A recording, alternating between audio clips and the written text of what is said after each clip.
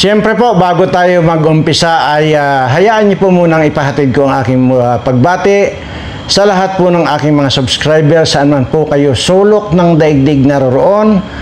Sana po wala kayong sakit, wala po kayong problema sa buhay. At lagi ko po namang sinasabi rito na mailayo kayo lagi sa anumang uri ng kapahamakan. Ayan po, at yan po, at mayroon pong nag-hands up na. Hands up na. Ayan. Ano pa bang iba na bukod sa hands up? Bumigay na. Ano pa ba? Yung iba pang salita doon. Sumuko na. Ayan po, at pero maya-maya lamang po yan at ibibigay po natin dito yung kung sino po yung sumuko na. At huwag niyo po agad pangungunahan, ano? At sabihin niyo agad, sinabi kong patay na si wala naman ako sinasabi, wala naman ako binabanggit. Mamaya po malalaman din po ninyo. Basta ito lang masabi ko, sumuko na, bumigay na, ano pa ba? Mamaya po at maririnig po ninyo, mapapanood po ninyo. Pero bago po yan, siyempre ay ito pong ating paboritong komposisyon nitong si Miss Ana ano sino yun? Rivera. Ayan. So ayan po, at sandali lamang po ito. Ayan. Ay, hindi pala ito. Okay.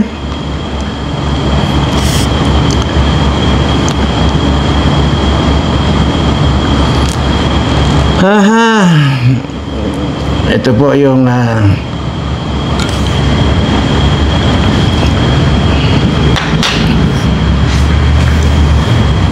maya po, wag po kayong mag-alala dahil papanood ko naman po ito sa inyo. Ano? Yun pong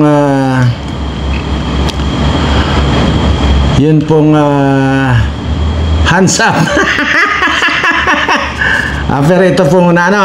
Ayan. Ayan.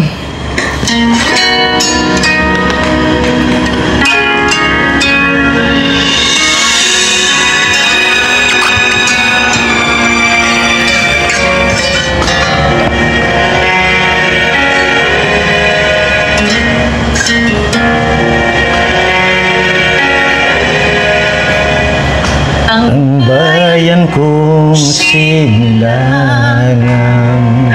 ating mahal, aking dangal. Kailan may di ka iiwan, magpasawalan hanggang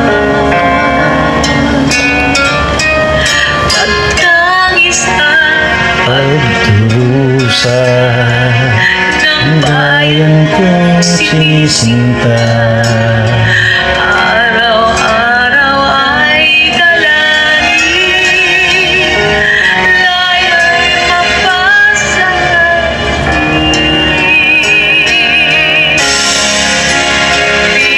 Pinas kong mahal, damdamin ko'y sinisigaw. Galaw ng bawat sandali, ikaw ay aking babantayan.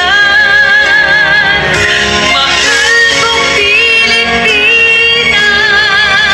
kita'y maglilingkod hanggang wakas. Tanging hangad ay kalayaan ng ating bayang sinilangan.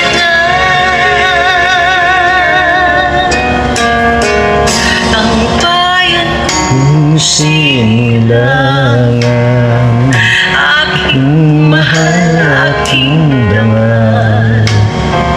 kailan may di ka iiwan, magpasawalan hanggang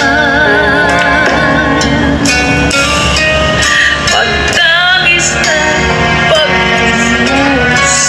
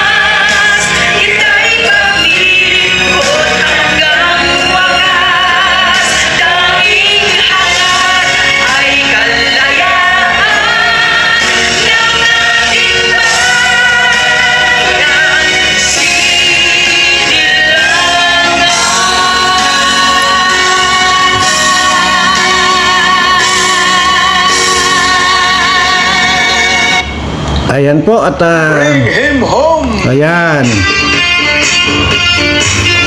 Marab, So, ayan po at sana po ay pero ito po, kahapon ko lang po i-play ito. Narinig po, may nakarinig po. Kaya nga naantig yata yung kanyang damdamin. At mukhang kaya nga bumigay. Ang hindi pa lang bumibigay itong mga kawatang mga congressman at mga ulol ng mga senador. Pare-pareho lang naman po mga ulol yan. At yun po at narinig po ni ni Bangag yung kanta na yan. Kahapon ko lang ay explain yan at saka yung sinasabi ko sa kanya dati na wala siyang ibang gawin kundi ang makipag-reconcile kay VP Sara or dito sa mga Duterte. Hindi po ba? Nandyan po yan. Hindi po mawawala yan. Doon po sa mga taga-subaybay ko, hindi po ba't yun ang payo ko sa kanya na wala siyang gawin kundi ang makipagbati, makipag-ayos para sa ikauunlad ng ating bayan. At higit doon, dapat lang na iuwi niya rito si President Duterte. Wala pong ibang solusyon. Wala pong ibang gagamot diyan sa problemang kaliwat kanan, sa mga rally at mga kung ano-anong mga pagtitipon ang nandyan kaliwat kanan hanggang sa abroad ay nagtitipon-tipon ang mga Pilipino para ipakita kay President Duterte ang kanilang pagmamahal. At yan po yung hindi po maikakaila sa inyo yan. Na yan yung advice ko dito kay BBM. Nandiyan naman po yan, di ba? Marami pong nakaalam niyan dahil marami po yung nanood sa atin nung nagbigay ako ng advice at yan po yung advice ko. Hindi na po masosolusyonan maliban po dyan sa advice ko na yan na iuwi niya rito si President Duterte. Yun lamang ang makakagamot ng problema ito. Hindi na po mapipigilan ang kaliwat ka ng pag-aalboroto ng ating mga kababayan. Unang-una na nga po dyan, itong talamak na kagutuman, talamak na paghihirap nitong ating mga kababayan. At pagkatapos niyan, nandyan pa na yung tinagurian nilang magsasalba sa kanila o nagsalba sa kanila sa kahirapan dati ay ginawan pang katarantaduhan at ibinigay pa sa dahig ang ating President Duterte. So, ibig sabihin po, ay sapin-sapin na po ang pagkaburyong ng tao. Kaya naman po ay itong si BBM ay bumigay na at gusto nang makipagbati. Gusto nang makipag-reconcile at kalimutan na lahat ang mga nangyari. Ngayon ay muli ang aking pagbibigay ng follow-up na pagbibigay ng advice sa iyo, BBM. Alam kong nakikinig ka sa programa ko. Alam kong nanonood ka sa programa ko. Walang iba na makakapagpatahimik sa ating lahat. Yung iuwi ninyo si President Duterte dito. Alam ko na mahirap ito. Mahirap pong gawin ito kasi nandoon na eh. Hindi na po basta-basta ngayon makukuha si President Duterte ng ganun-ganun lang. Baka kasi hindi lang na alam ng gobyerno mo o hindi mo alam mismo at itong mga unggoy na mga tauhan mo na nagmamarunong laro na itong parang panggatong na ito. Baka hindi alam. Ito ang sasabihin ko, simple lang ang gagawin nyo. Sasabihin nyo, di ba, hindi na makukuha yan. Hindi na basta-basta makukuha, di ba? Kasi nandoon na nga eh. Itutuloy ng ICC ang pag-iimbestiga. Ang sa akin dito, ganito lang. Ang pinakamaganda nyong gawin. Ang kausapin mo at hatakin mo ngayon at kubabawan mo, itong si Conte. Okay?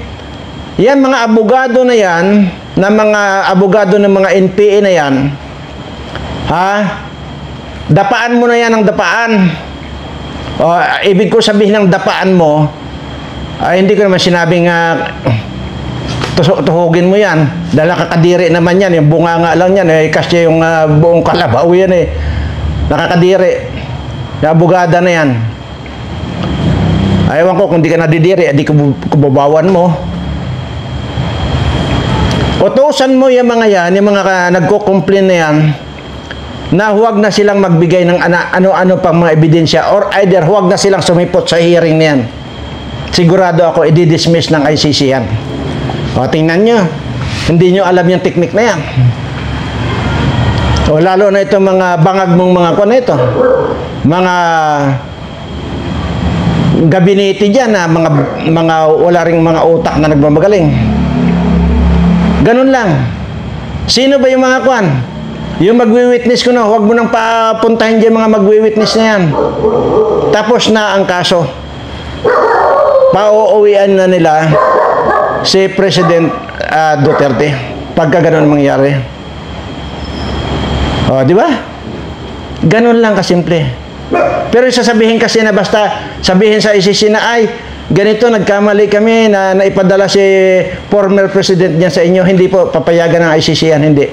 Maliban na lang yung mga witness or mga abogado na mga bangag din na yan ang dapaan mo ng dapaan, tuhugin mo ng tuhugin yan kung hindi ka nadidiri para nakakadiri yung abogada na yan, di ba?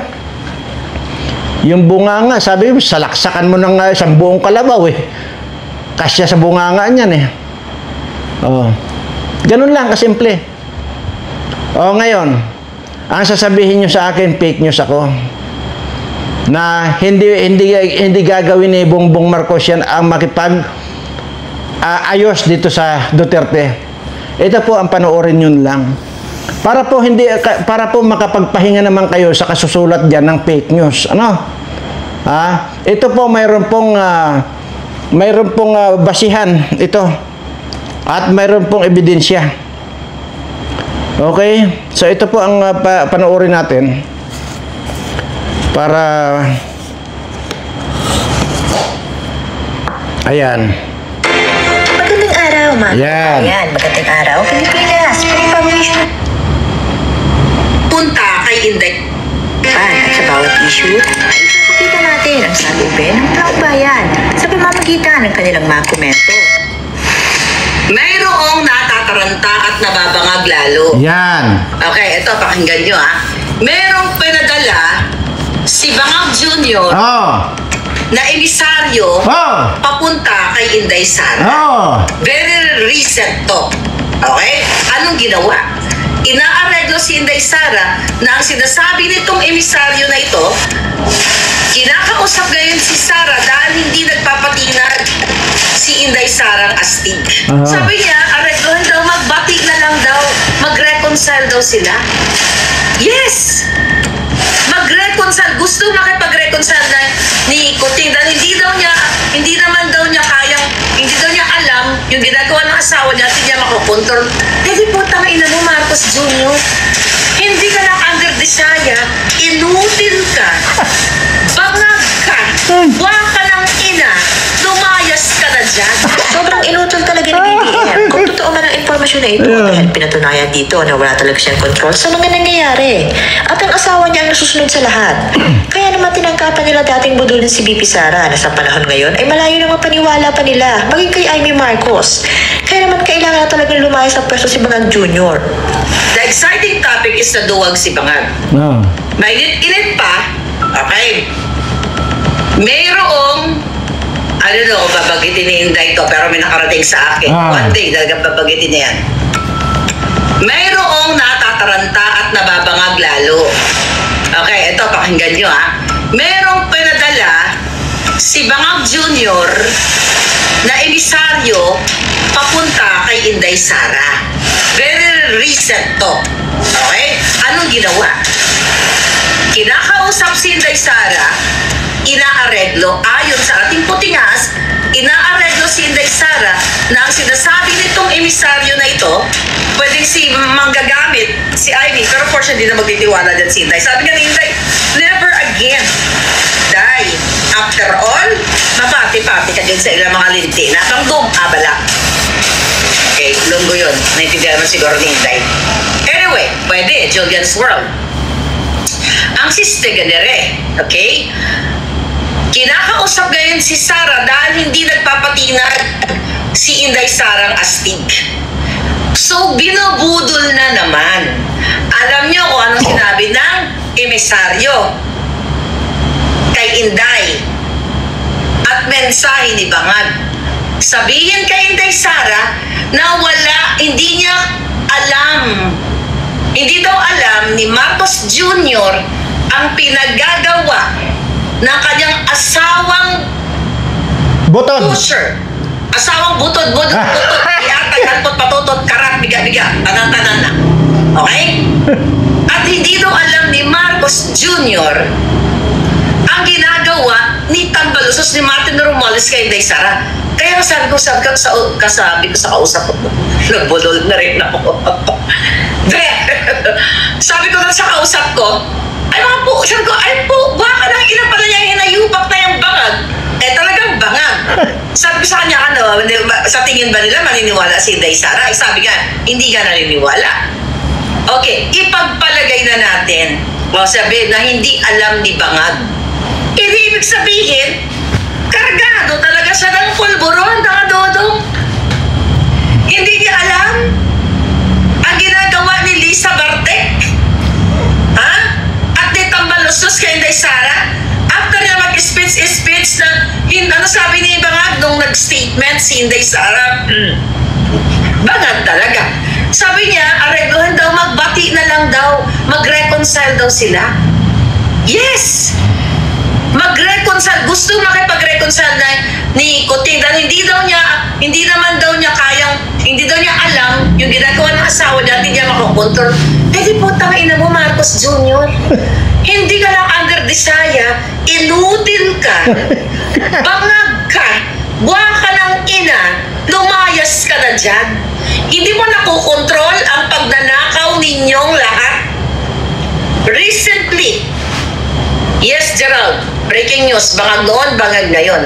Kita niyo mga kababayan, hindi niya alam yung ginagawa ng asawa niyang nakikipag-tsuktsakan sa PSG. Yeah! At ang pinsan niyang Boyoy, doal gago. Anyway, ngayon, ano ba si Inday? Areglo? Of course, never again. Number one, makikipag-areglo ba si Inday matapos siyang kuhaan ng security detail?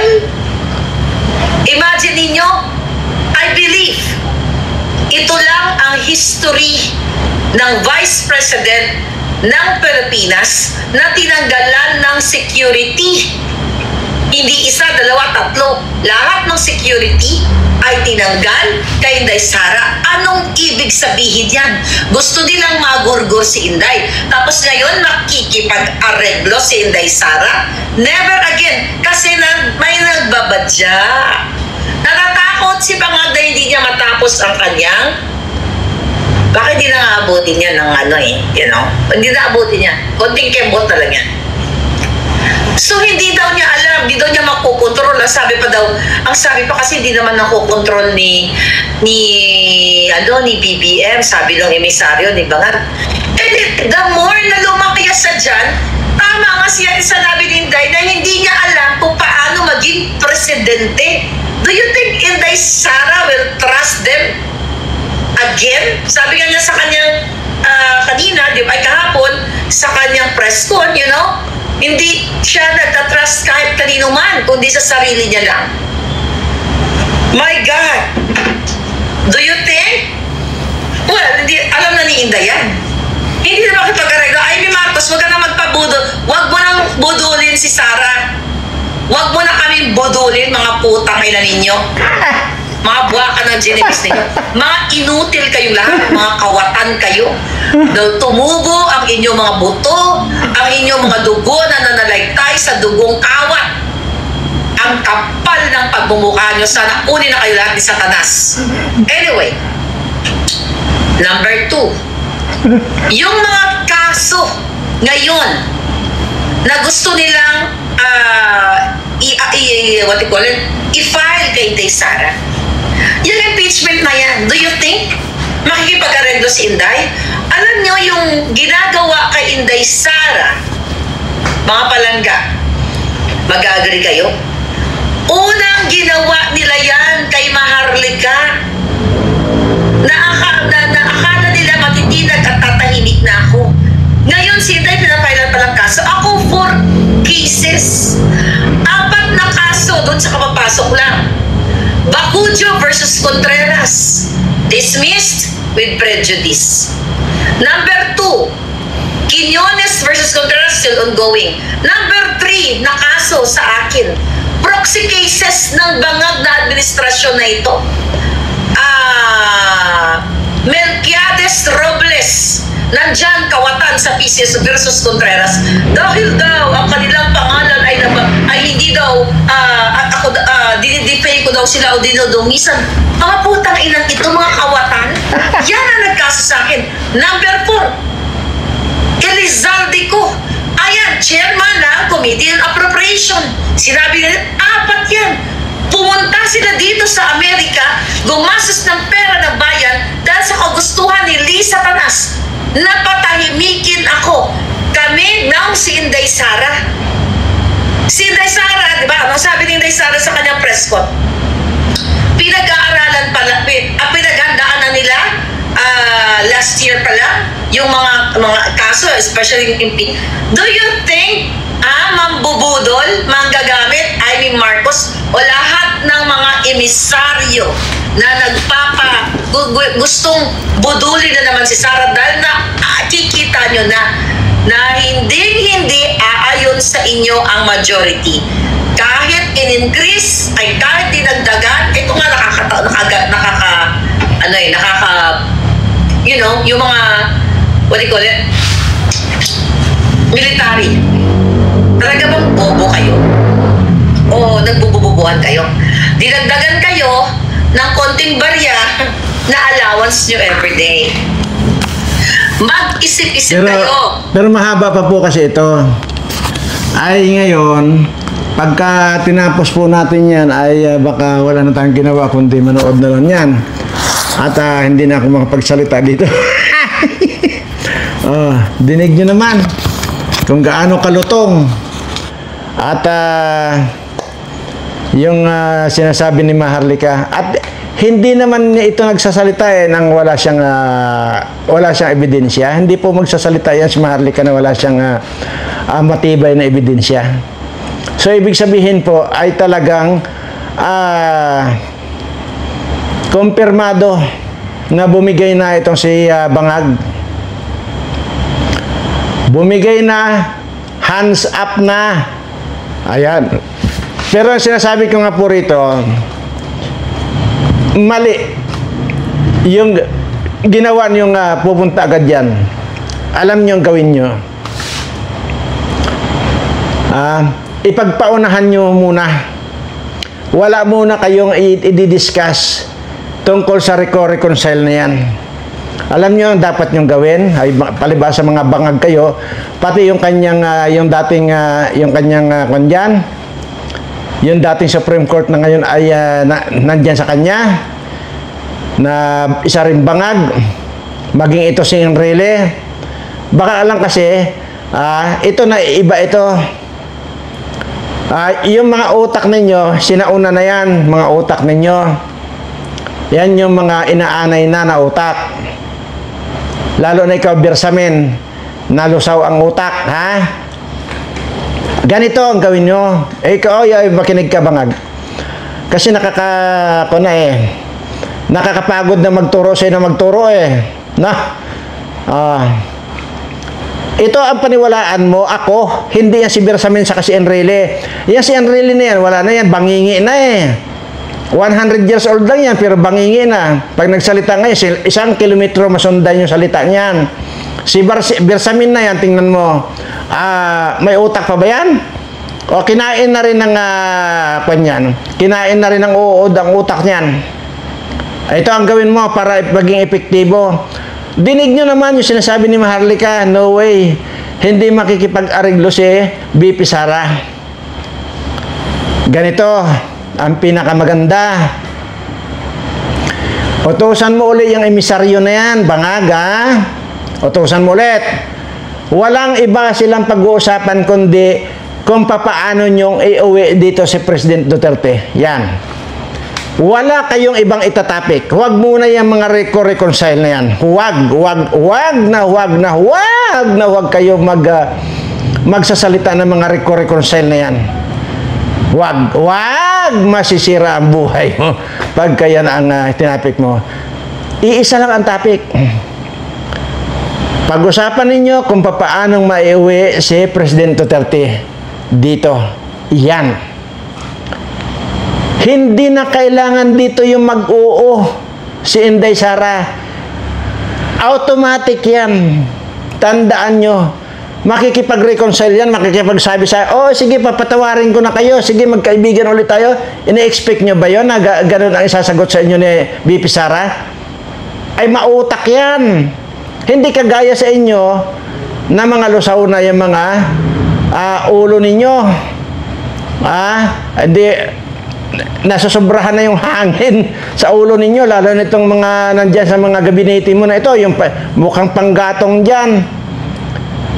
Na puro batas-batas daw ko no.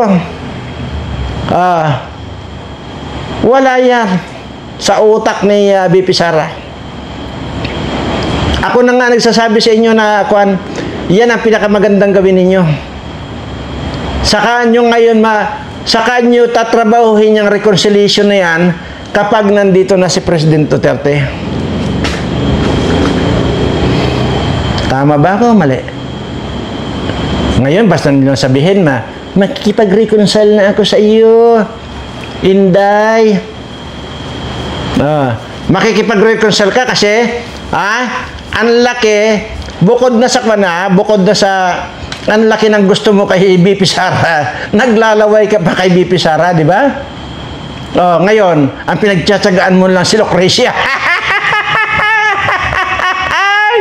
Babibi! Bubu!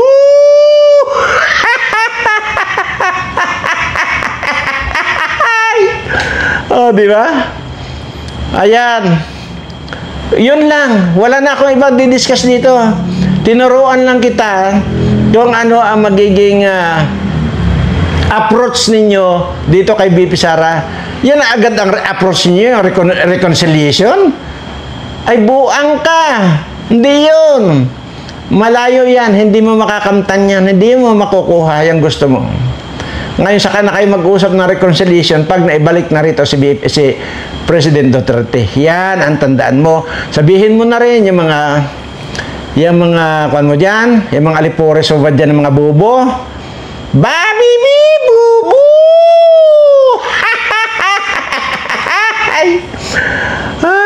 Di ba? Magandang umaga, mga bata!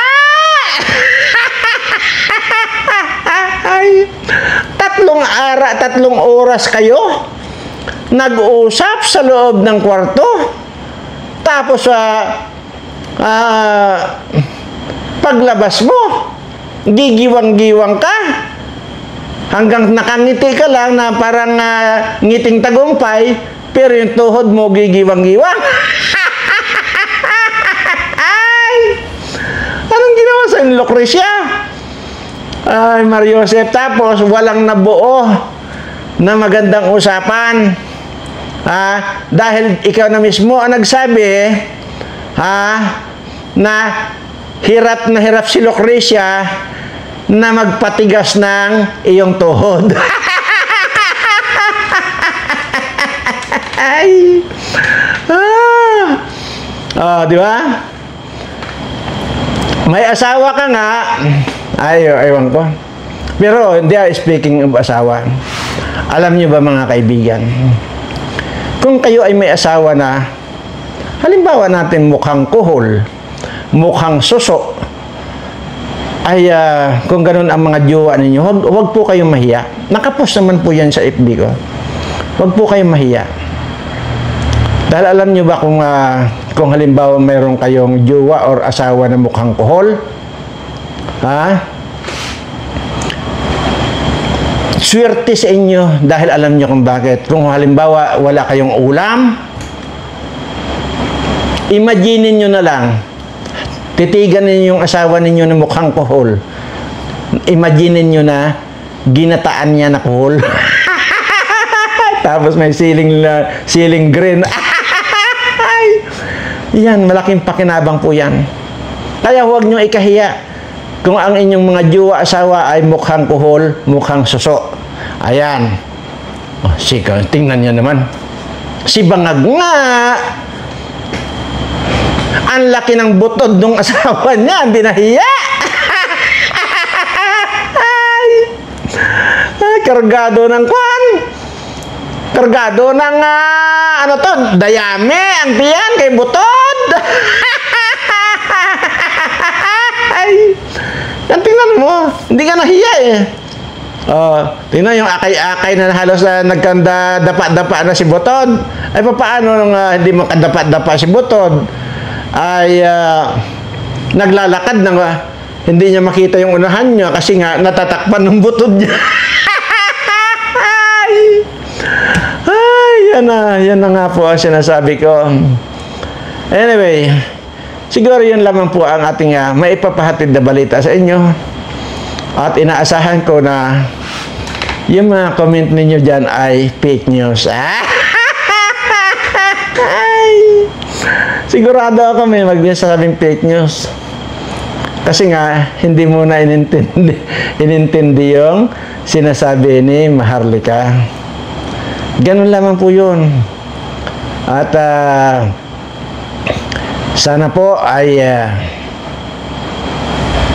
ibaba na ng ating Panginoong Hesus yung lagi kong sinasabi rito na swerte na para sa inyo.